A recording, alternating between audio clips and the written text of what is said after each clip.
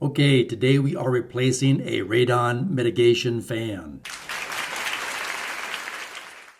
So this 4-inch radon mitigation fan is located in the attic of my customer's house here. You can see it's attached to this 4-inch PVC pipe with these stainless steel clamps. There's the make and model number. You want to make sure you order the exact replacement so you get the correct one. So again, you got the pipe goes all the way down to the basement, and then it comes out and discharges out the roof on this house. Turn the power off. We simply need to unplug it here. Makes it easy. And then we need to loosen these band clamps or these hose clamps. There's 4 of them.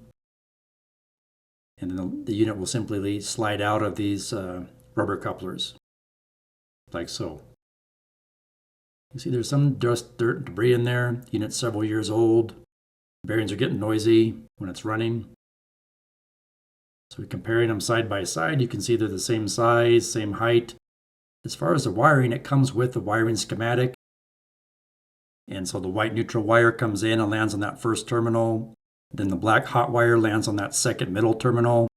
And it comes with the capacitor already pre-wired into the unit. It comes with new mounting screws for the cover plate for this junction box. So we simply need to swap the power cord over from the old unit to the new unit. Once that's done, before you install the new unit, make sure you pay attention to these arrows. You want them pointing up out of the toward the roof. You simply slide it back into those couplers, line everything up.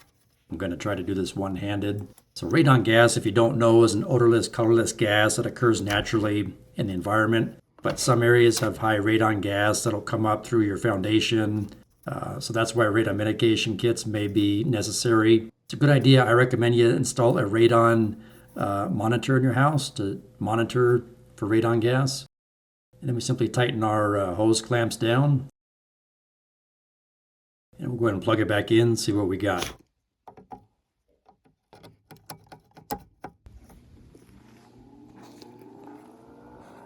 don't know if you can tell the difference, but it's a lot quieter now. The last thing we're going to do is go down into the utility room on the first floor and check this U-tube manometer.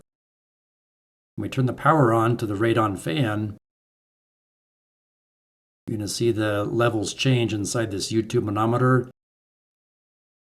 And this one should come up to around 0.5 inches water column. There we go. Good to go. I hope this video helps you. I'd like to tell you about a practical facilities maintenance handbook available in ebook and paperback format. It has common facilities documents, signage, tags, as well as resource and training material and shop equipment drawings that you can use to fabricate shop equipment for your facility. The link for this book is in the video description below. Or if you need shirts, hats, mugs, or weather-resistant stickers for your facility, there is a link in the video description below for this facilities maintenance website where you can procure these products for your facility. I hope you find this helpful. Please like, share, subscribe, leave me a comment, and thanks for watching.